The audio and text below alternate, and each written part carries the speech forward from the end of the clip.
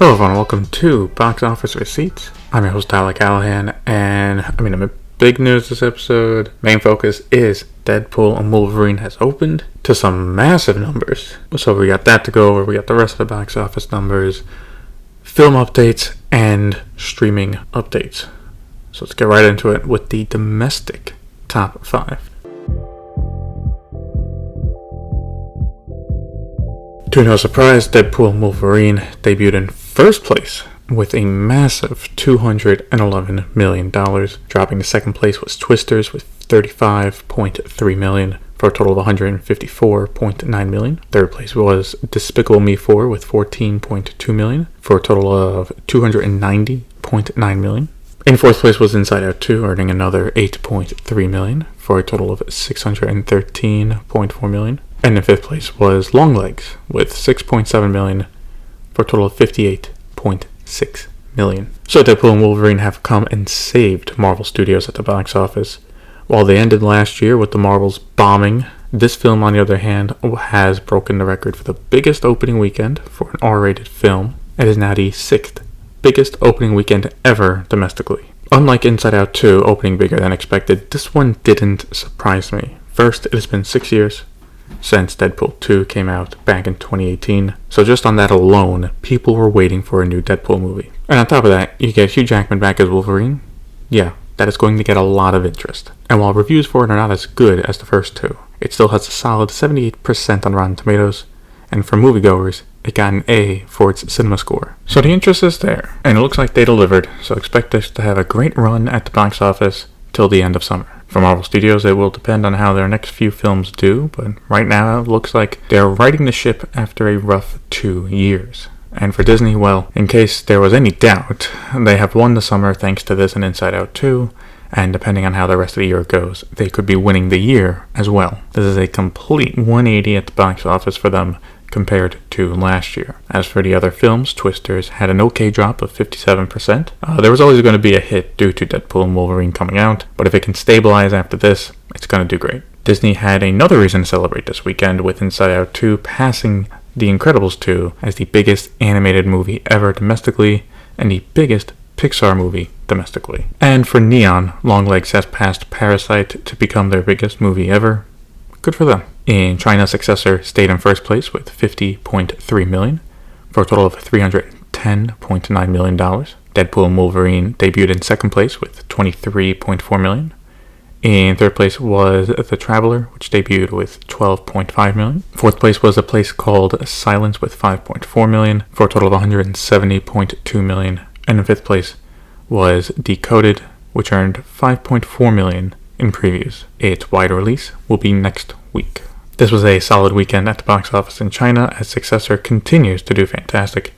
And for Deadpool and Wolverine, it is the second biggest opening weekend for a Hollywood film this year, right behind Godzilla x Kong: The New Empire. For the international box office, Deadpool and Wolverine did big numbers, earning $233.3 million for a worldwide opening weekend of $444.3 million. Yeah, like Inside Out 2, it's going to pass $1 billion. The question is just how long will it take to get there. Twisters made another $11.1 million for a worldwide total of $221.3 million. Despicable Me 4 earned $37.6 million for a worldwide total of $677.7 million. Inside Out 2 made $22.6 million for a worldwide total of $1.5 billion. Bad Boys Ride or Die is now at $395.2 million. And A Quiet Place Day 1 is now at $253.7 million worldwide.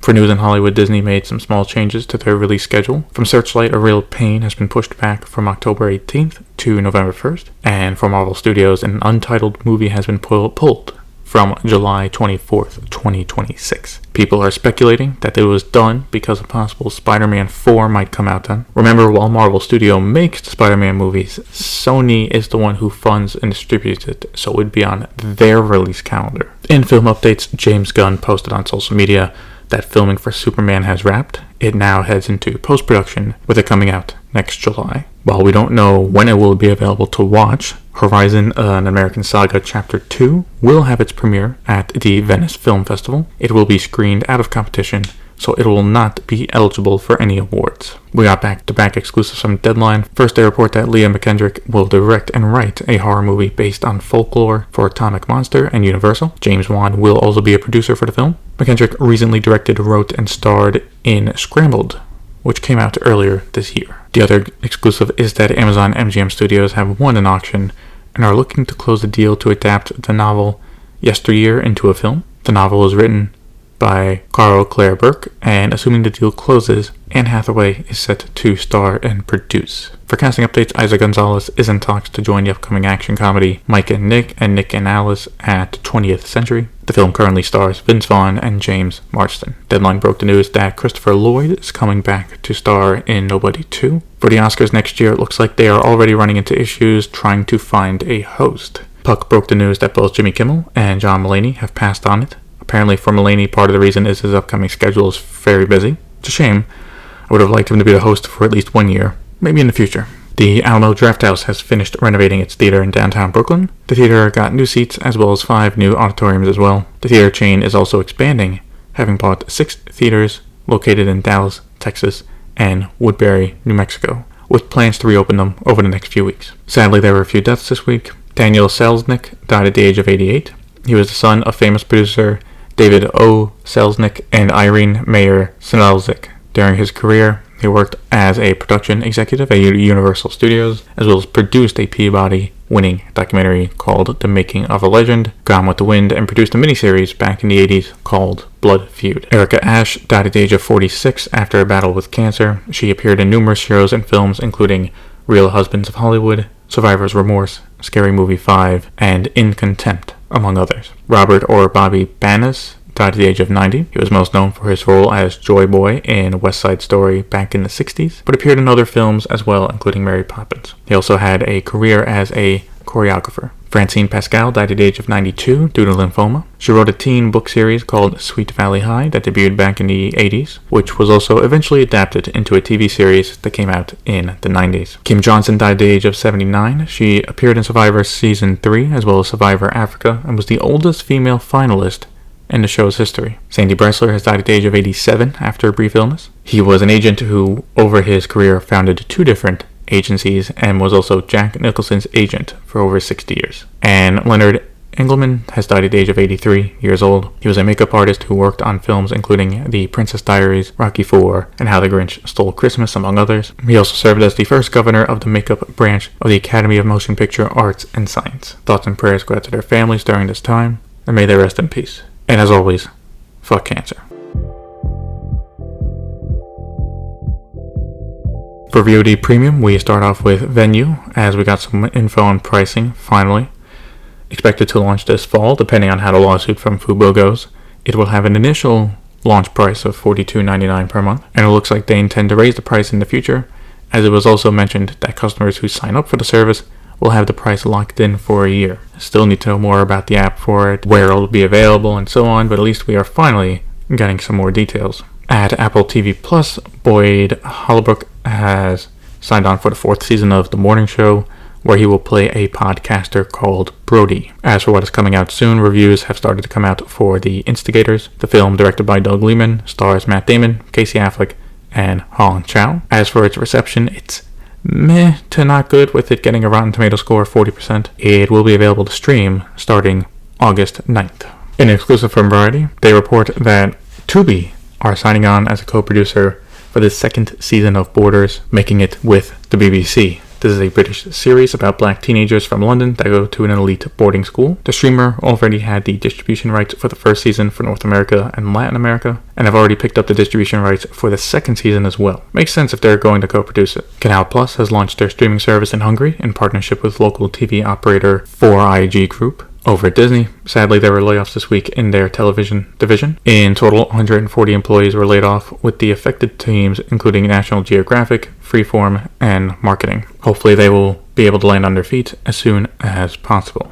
FX has greenlit a new comedy series called Snowflakes. The series comes from writers Ben Krongold and Rebecca Shaw, who already wrote the pilot and will be executive producers. It focuses on a group of codependent housemates in their 20s who try to be good people. It will premiere sometime in 2025. At Prime Video, Variety broke the news on the Indian Citadel spin-off series called Citadel Honey Bunny, which will star Veron Dawn and Samantha in the lead roles, with the series set in the 90s. It'll premiere on November 7th. For the upcoming series Spider-Man Noir, Abraham Popoola has signed on as the series regular. He was most recently in the Netflix film Atlas. We got a record setting for the Nielsen Top 10, as all titles in the overall top chart had a billion minutes watched minimum. This is for the week of July 1st to the 7th, and Nielsen also reports that July 7th was the 4th highest daily level of viewership. As for the top 3, Beverly Hills Cop Axel F debuted in first place with 2 billion minutes watched. Suits came back in second place with 1.49 billion minutes, and in third was House of the Dragon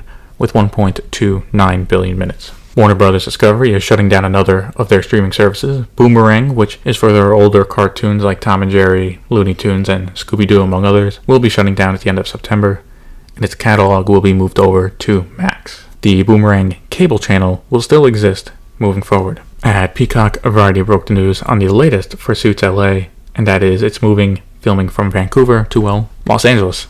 The show filmed the pilot in Vancouver, and since it has been greenlit, I assume the rest of the first season will at least be filmed in LA. Also, Variety got the exclusive on this, and that is the reboot of Battlestar Galactica is no longer in development for the streamer. It was announced back in 2019 as part of the initial launch of content, but it never moved beyond being in development. Apparently, it'll be shopped around, so someone else may buy it. We wrap up with Netflix, where we got the top 10 for the week of July 22nd to the 28th. For English films, Find Me Falling came in first place with 16.1 million views. Ghostbusters Frozen Empire debuted in second place with 10.2 million views. And in third place was Trolls Band Together with 8.1 million views. For English TV shows, the 6th season of Cobra Kai came in first place with 9.5 million views. Dirty Pop, the boy band Scam, came in second place with 5.6 million views. And in third place was the 6th season of Too Hot to Handle with 3.8 million views. The streamer released a trailer for their upcoming anime series Terminator Zero.